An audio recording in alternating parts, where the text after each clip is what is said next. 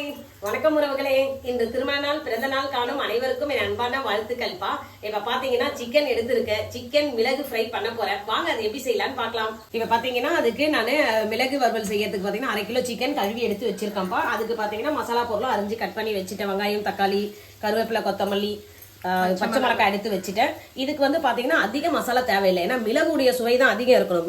மிளகு ஃபிளேவர் அதிகம் இருக்கிறதுனால வெறும் தாளிக்கிறதுக்கு 2 பட்டை 2 லவங்கம் மட்டும் எடுத்து வச்சிருக்கேன். வாங்க இப்ப எப்படி செய்யலாம்னு பார்க்கலாம். இப்ப ஸ்டவ்வை பற்ற வச்சுக்கலாம்ப்பா. அதுக்கு மேல கடாய் வச்சுட்டேன். நான் இப்ப கடாயில தண்ணி ஏதாவது இருந்தா தண்ணி காயிட்டேன். கடாய் கொஞ்சம் சூடாகும். கடாய் நல்லா காஞ்சிச்சுப்பா. கடாய் தொட்டு கும்பிட்டு இப்ப அதில் எண்ணெயை ஊற்றிக்கலாம். சூடாயிடுச்சு. எண்ணெய் கொஞ்சம் தாராளமாகவே ஊற்றிக்கங்க. நான்வெஜ்னாலே எண்ணெய் தாராளமாக தான் இருக்கணும். இப்போ இந்த எண்ணெய் காஞ்சோடனே இந்த பட்டை ஊற்ற போட்டுக்கலாம்.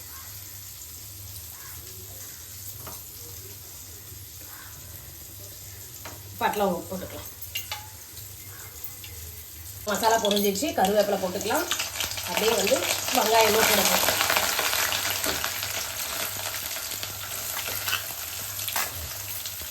இந்த வெங்காயம் வந்து நல்லா கோல்டன் ப்ரௌன் வதங்குது.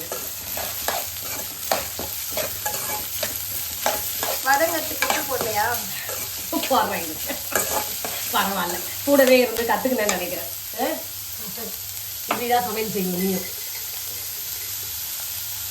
கொஞ்சம் கல் உப்பு போட்டுக்கலாம். சீக்கிரம் வதங்கிடும். பரவாயில்ல, இதெல்லாம் அப்படியே பார்த்து பார்த்து கற்றுக்க வச்சுருக்கேன் நீயும். ஈஸியாகிடும். நான் சொல்லி கொடுக்க வேண்டிய வேலையே இல்லை. சைடில் அப்படியே மீனும் வறுத்துட்டு இருக்கேன். மீன் ஃப்ரை ஆகிட்டு இருக்கு. மீன் ஃப்ரை ஆகிட்டு இருக்கு. இது பண்ணியா எல்லாம் பண்ணியாச்சு.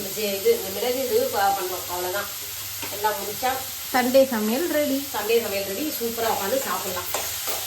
நம்ம விருப்பமானதை செஞ்சு நம்மளுக்கு பிடிச்ச மாதிரி சாப்பிட்லாம். இப்போ நம்ம போட்ட வெங்காயம் பார்த்தீங்கன்னா நல்லா இங்கே பாருங்க கோல்டன் ப்ரௌன் வந்து எண்ணெய் பிரிஞ்சு வந்திருக்கு. பார்த்தீங்களா? நல்லா இது பாருங்க எண்ணெய் பிரிஞ்சு வந்துடுச்சு எண்ணெய்லாம். இப்போ இந்த டைமில் வந்து நம்ம இந்த டேஸ்ட்டுக்கு 2 பச்சை மிளகாய் கட் பண்ணி வச்சுருக்கேன், அதை போட்டுக்கலாம். அதுக்கப்புறம் இஞ்சி பூண்டு பேஸ்ட்டு இஞ்சி பூண்டு நல்லா ஒரு கரண்டிக்கு ஃபுல்லாக போட்டுக்கோங்க. ஒரு ஸ்பூன். அதான் ஒரு ஸ்பூன் நல்லா கொஞ்சம் ஃபுல்லாக போட்டால் தான் நான்வெஜ். இஞ்சி பூண்டு இப்போ இது ஃப்ரையில் ஒரு 2 மினிட்ஸ் இது மட்டும் எல்லாம் இந்த வெங்காயத்தோட மிக்ஸ் ஆகணும். ஏன்னா ரொம்ப விட்டுன்னு வச்சிங்க இங்கே கடாயில் ஒட்டிக்க வந்துடுது இஞ்சி பூண்டு பேஸ்ட்டு. ஒரு 2 மினிட்ஸ் எல்லாத்தையும் மிக்ஸ் பண்ணிவிட்டு அவ்வளோதான். தக்காளியை போட்டுடலாம். இப்போ நம்ம எடுத்து வச்சுருக்கோம்ல, தக்காளி போட்டுக்கலாம். இது கொஞ்சம் தக்காளி கம்மியாக தான் இருக்கும். 3 வெங்காயம்னா 1 தக்காளி தான் போடணும், அந்த மாதிரி. இப்போ கொஞ்சம் கொத்தமல்லி, காம்பு இதெல்லாம் இருக்குது, அதையும் போட்டுக்கலாம். வதங்க சொல்ல அந்த டேஸ்ட்டும் சூப்பராக இருக்கும். இப்போ இதுவும் நல்லா வதங்கணும். தக்காளியும் வெங்காயம் எல்லாம் டைம் தான் கொடுக்கணும். வதங்கட்டும்.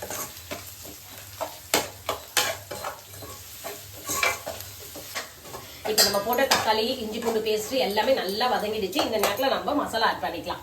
பார்த்தீங்கன்னா மஞ்சத்தூள், 1 ஸ்பூன் வந்து மிளகாத்தூள் போட்டுக்கலாம். நம்ம வீட்டில் அரைச்ச குழம்பு மிளகாத்தூள். இப்போ இது என்ன, இது வறுவல், மிளகு வறுவல் இல்லை, அதனால மிளகுடைய இதுதான் காரம் அதிகமாக இருக்கணும். அதனால வீட்லேயே அரைச்ச மிளகு. இது ஒரு வீட்லயே அரைச்ச மிளகு போடுறோம். டேஸ்டா இருக்கும். அது கொஞ்சம் கொரகொரன்னு. ஆமா, நம்ம கடையில தான் வாங்கிட்டு வந்து 1 வாரம் வறுத்துருவேன். வறுத்த உடனே கொஞ்சம் வாசனை வரும். அப்படி நான் பொடி பண்ணி இது வச்சிருக்கேன். இது கொஞ்சம் வறுத்துட்டு நம்ம பொடி பண்ணா இன்னும் சூப்பரா இருக்கும் அந்த டேஸ்ட். இதை பாருங்க, ஒரு 2 ஸ்பூன் வரா மாதிரி போட்டுக்கிறேன். ஓகேவா? நம்ம என்ன மசாலா போட்டாலும் அந்த கறி சாப்பிட சொல்ல அந்த மிளகு தான் வரணும் நம்மளுக்கு. அதனால அப்படியே மிளகு அதிகமாக தான் இருக்கும். இது நல்லா வரணுமா? மிளகு போதும். இந்த மசாலா வாசனை போட்டோம். அதுக்குள்ளேயே நம்ம சிக்கனை எடுத்து வச்சுட்டு ரெடியாக இருக்கும், போட்டுடலாம். சூப்பராக இருக்கா கலவை? இப்போ பார்க்க சொல்ல எப்படி இருக்கு? கலர்ஃபுல்லாக இருக்கு. சிக்கன் போட்டு இன்னும் கொதிக்க விட்டு இறக்குனா சூப்பராக இருக்கும். ஆமாம். இப்போ போட்ட மசாலா எல்லாமே பாருங்க நல்லா ஃப்ரை ஆகி எண்ணெய் பிரிஞ்சு வந்துருச்சு. இப்போ இந்த நேரத்தில் நம்ம கழுவி க்ளீன் பண்ணி வச்ச கறியை போட்டுக்கலாம். இதில் பார்த்தீங்கன்னா பாதி சதை உள்ள கறியாகவும் பாதி எலும்பு கறியாகவும் எடுத்து வச்சுருக்கேன். அப்படி இருக்க சொல்ல இன்னும் டேஸ்ட்டு வேறு மாதிரி இருக்கும். இது நல்லா இருக்கும். கொஞ்சம் எலும்பு மிக்ஸ் பண்ணி வேறு மாதிரி தான் சாப்பிட தூக்கலாம்.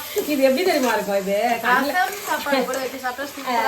எது கூட வேணாலும் வச்சுக்கலாம். ரசம், மிளகா கிள்ளி, சாம்பார், அதுக்கப்புறம் வந்து டிஃபனுக்கு சப்பாத்தி, ஒயிட் ரைஸ் கூட அப்படியே போட்டு சாப்பிட்லாம். கொக்கு நல்லா இருக்கு. இந்த தொக்கு சாப்பிட சொல்ல இது இது ஹைலைட் என்னன்னா, இந்த மிளகு காரம் வந்து கண்ணில் தண்ணியா வரணும், மூக்குல தண்ணி வரும். ஆமா அப்படிதான் பண்ணுவாங்க. இது அந்த மிளகுன்றது நல்லா கோல்டா இருக்கும் போது சாப்பிட்டா இந்த கிளைமேட்டுக்காக தான் இதை செய்யறேனே நான். இது எப்ப பாரு நம்மளுக்கு பாரு ஈவினிங் எல்லாம் காது வீங்கி போயிடுது, என்ன தொண்டை அடைச்சிக்கிட்டு இந்த கிளைமேட் நம்மளால ஒத்துக்கல. அதுக்காக தான் இந்த மிளகு வறுவல் இப்போ பண்ணியிருக்கேன் நான். இப்போ சிக்கன் போட்டாச்சு. சிக்கன் இந்த மசாலா எல்லாமே ஒரு 5 minutes குக் ஆகட்டும். அப்புறம் நம்ம தண்ணி ஊற்றிக்கலாம். சிக்கன்ல இருந்தே வாட்டர் கண்டென்ட் வெளில வரும். அதுவும் வரும். ஆமா, அது கூட இருந்ததுன்னா அப்புறம் நம்ம தண்ணி ஆட் பண்ணிக்கலாம். ஏன்னா இந்த எண்ணெயிலே கொஞ்சம் ஃப்ரை ஆகணும். சீக்கிரமா ரெடி ஆகுங்க. அது ஆயிடும்.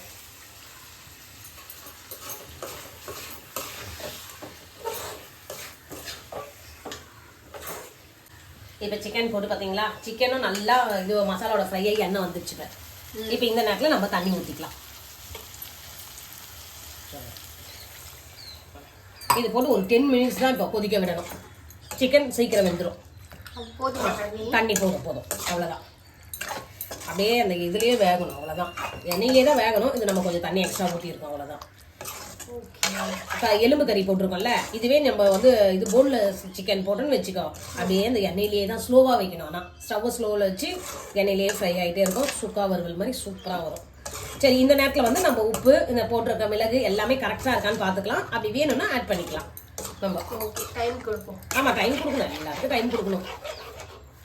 அவ்வளோ நல்லா வேணும். சரி, உப்பு காண பார்த்துக்கலாம்.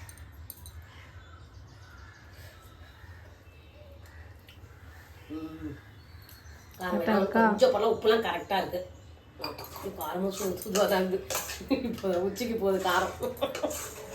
இப்போ சிக்கன் மிளகு வறுவல் எப்படி இருக்குன்னு பார்க்கலாம். தரது ஆஹா, பார்த்தீங்களா எப்படி சூப்பரா நல்லா எண்ணெய் பிரிஞ்சு இந்த சூப்பரான கலரில் வந்திருக்கு. இப்போ வந்து இதை வந்து நம்ம மிளகு வறுவல்னு சொல்லக்கூடாது, இது ஒரு பேரழகின்னு சொல்லணும்.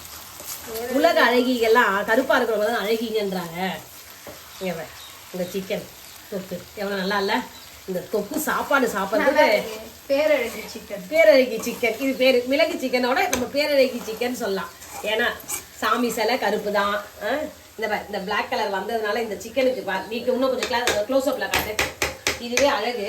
இதுக்கு இன்னும் அழகு சேர்க்க நம்ம எடுத்து வச்சுருக்கோம். கருவேப்பிலை கொத்தமல்லி மேலே தூவி அழகாக இறக்கிட வேண்டியது தான் டெக்கரேஷன். சூப்பரான நம்ம பெப்பர் சிக்கன் கிரேவி ரெடி. வறுவல் இன்னும் கூட உங்களுக்கு ட்ரையாக வேணா இல்லை ட்ரை ரோஸ்ட் பண்ணிக்கலாம். ஏன் இதுவே ட்ரை தான் இல்லை வேணுன்றவங்களுக்கு அது சுக்காவாக ஆகிடும். அதுவும் சூப்பராக தான் இருக்கும். சரி போடு. போட்டுட்டேன். அப்படியே மேலே நல்லா கரெக்டாக தூவிட்டு ஆஃப் பண்ணி மூடி வச்சாலும் இன்னும் அதோடைய வாசனை இன்னும் அப்படியே கடாயிலே சுற்றி சுற்றி வரும். சூப்பரான மிளகு சிக்கன் ஃப்ரை ரெடி ஆயிடுச்சுப்பா. இதை வந்து நான் பேரழகி சிக்கன் தான் சொல்லுவேன். அவ்வளோ அழகாக இருக்குது. டேஸ்ட்டும் சூப்பராக இருக்கும். சூப்பரான மிளகு சிக்கன் வறுவல் ரெடி ஆயிடுச்சு. இந்த மாதிரி நான் சொன்ன மெத்தட்ல நீங்க செஞ்சு பாருங்கப்பா. இந்த மிளகு வறுவல் சூப்பராகவும் இருக்கும், டேஸ்டாகவும் இருக்கும். இது பாத்தீங்கன்னா ஊர்ல சாப்பிட்ற ஸ்டைல் உங்களுக்கு அப்படியே வரும். ஒரு கிராமத்து ஸ்டைல் சிக்கன் இது மிளகு வறுவல். இது இந்த மாதிரி பண்ணுங்க. பண்ணி பார்த்துட்டு எப்படி இருக்குன்னு கமெண்ட்ல சொல்லுங்க. இந்த மிளகு வறுவல் பிடிச்சிருந்தா அம்மா சேனலுக்கு லைக் பண்ணுங்க, ஷேர் பண்ணுங்க, சப்ஸ்கிரைப் பண்ணுங்க, கமெண்ட்ஸ் பண்ணுங்க. ஓகே, பாய்.